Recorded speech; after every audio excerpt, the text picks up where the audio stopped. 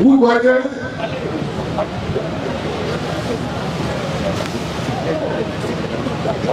j'ai présenté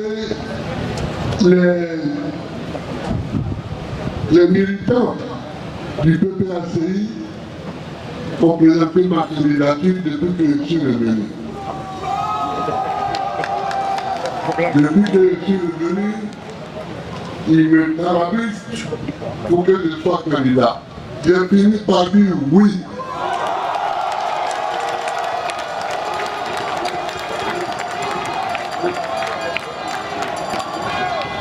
J'ai fini par dire oui. Et j'ai dit oui. Mais, voyez-vous, il y a des gens qui disent Babo n'a pas trouvé sur la liste.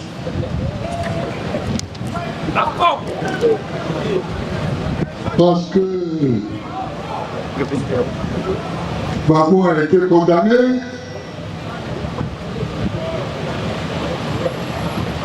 Alors, parlons un peu de ça. Parlons un peu de ça. Ma condamnation. Parlons un peu de ça. Un tout petit peu.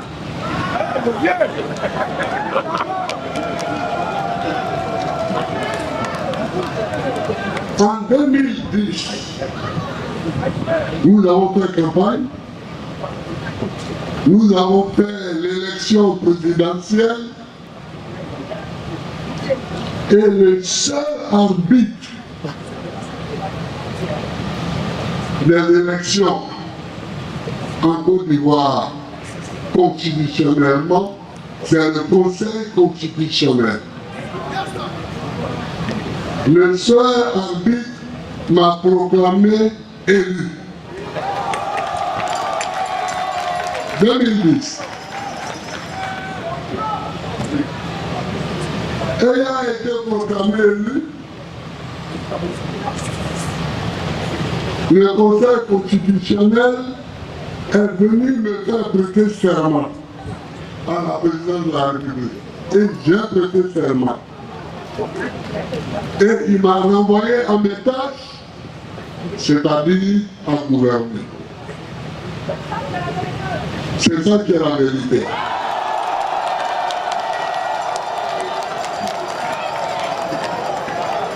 Donc le lendemain, j'ai formé mon gouvernement, donc certains membres sont ici. Et nous avons commencé à travailler.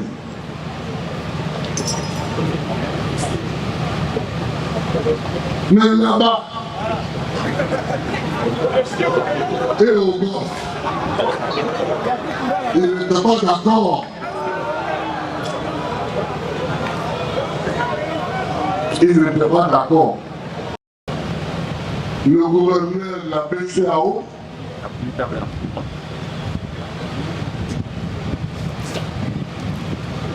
d'Apouli Arani, est-ce que là?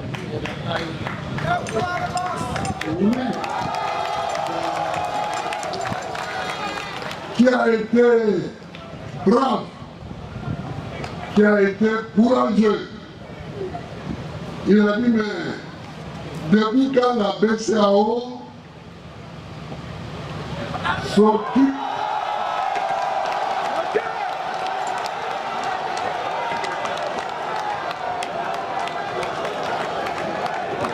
il a dit, depuis quand la BCAO s'occupe du règlement des problèmes électoraux dans le pays. Ce n'est pas mon problème. Mon problème, c'est de gérer l'argent, c'est de gérer le franc CFA en Afrique de l'Ouest et je le gère. Ça, il n'a pas été content. Ils l'ont pilonné, ils l'ont pilonné, ils l'ont pilonné. Et à la fin, voyant qu'il ne réussissait pas à lui tordre le cou,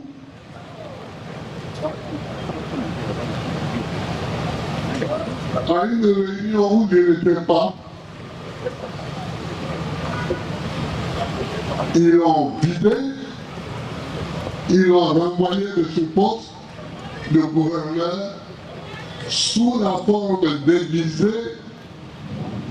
C'était au Mali, c'est vrai. C'était au Mali.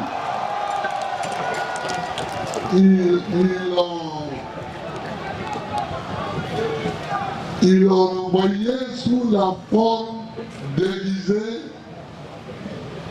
d'une démission. Alors quand il est venu, j'ai dit, bon, tu as ta mission, ça vaut mieux. C'est bon. Mais la vie a continué. Maintenant qu'ils avaient fini avec le gouverneur de la BCEAO, qu'est-ce qu'ils ont fait? Le gouverneur par intérim qui l'a remplacé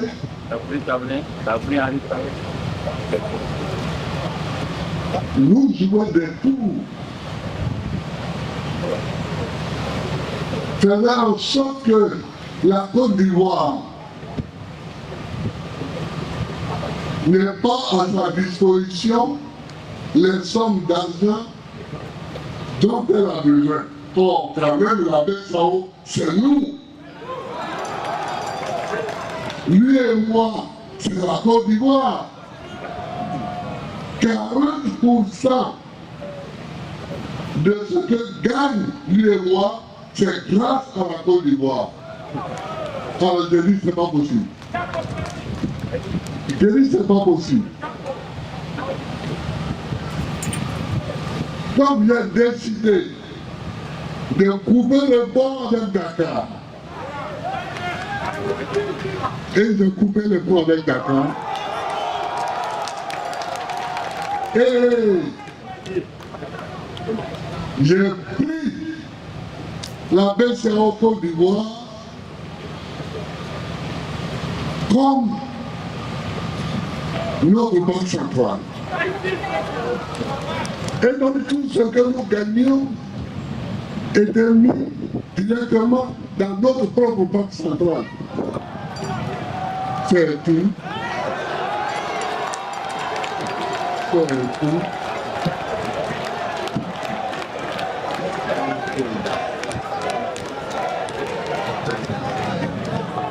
Et donc, nous avons continué à payer les fonctionnaires de la sorte. Mais ils avaient plus d'un tour dans leur sac. Un matin, nous venons au conseil des ministres, on nous apprend que la BCC a fermé, que la Société Générale des Banques a fermé, que la cible a fermé, et que les dirigeants sont partis en bateau. Comprendre. Je dis en bon, c'est comme ça. En bon, d'accord. Donc, j'ai nationalisé immédiatement ces banques-là. Surtout, j'ai nationalisé la BCC et la Société Générale.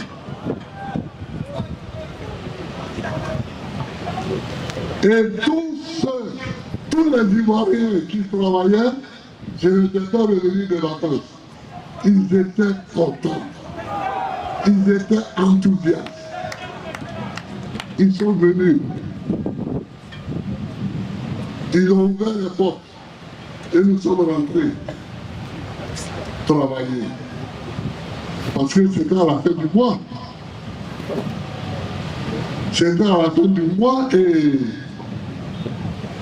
les salaires des fonctionnaires étaient en train d'arriver.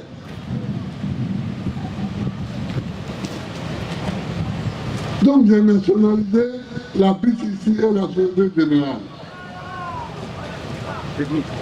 Et nous avons rétabli les salaires immédiatement.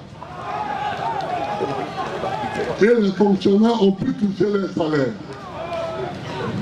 Quel est ce pays de chélis où quelqu'un va être loin et agir sur nous,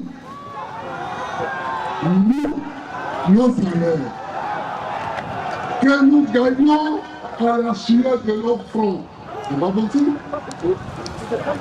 C'est pas possible. Donc on appelle ça. On appelle ça. Et on a pu payer nos salaires. Il y a quelqu'un qui dit leurs salaires aussi.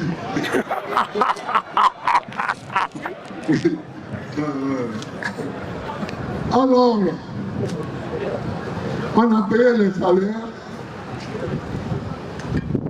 et les gens ne savaient plus comment fonctionner avec nous. Ils ne savaient plus. Donc,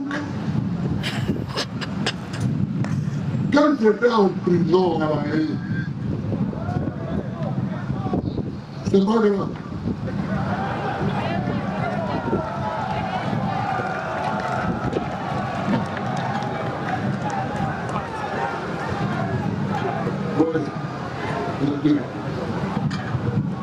Quand j'étais en prison à La Haye, ils me font un procès ici, et puis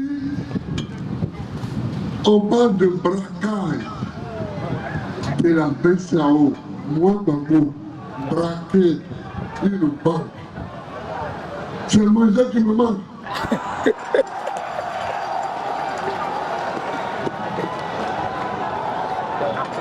C'est le manger qui me manque.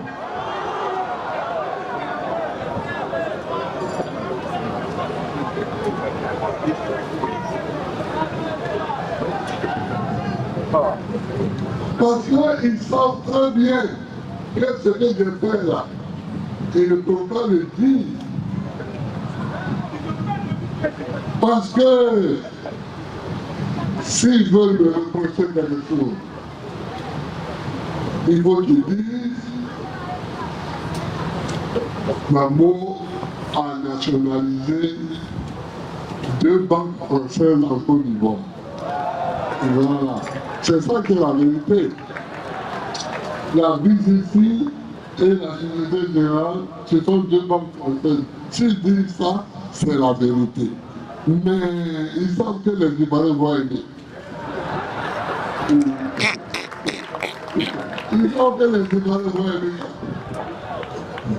Donc ils ne peuvent pas aimer.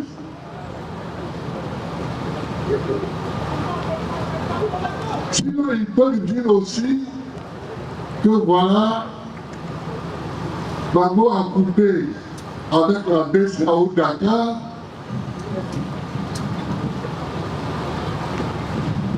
et qu'il a pris son autonomie en Côte d'Ivoire au niveau de la Banque centrale. Mais ça aussi, il ne faut pas dire ça maintenant, parce que c'est ça que l'AES est en train de faire. Et il y a beaucoup d'Africains qui veulent faire ça. Il y a beaucoup d'Africains qui veulent faire ça. Donc, ils savent que ça ne les arrange pas.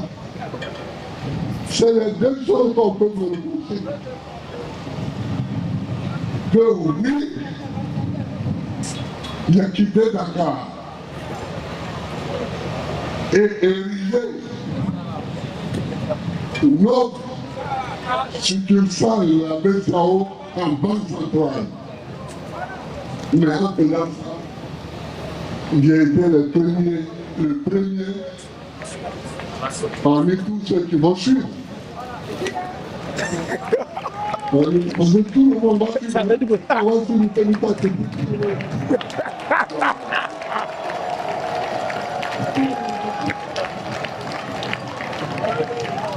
Donc ils ne peuvent pas dire ça.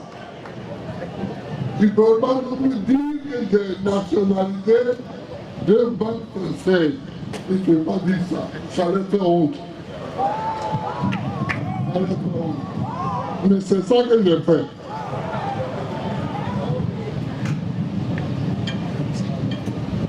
Alors, ils n'ont plus d'autres ressources que de m'arrêter.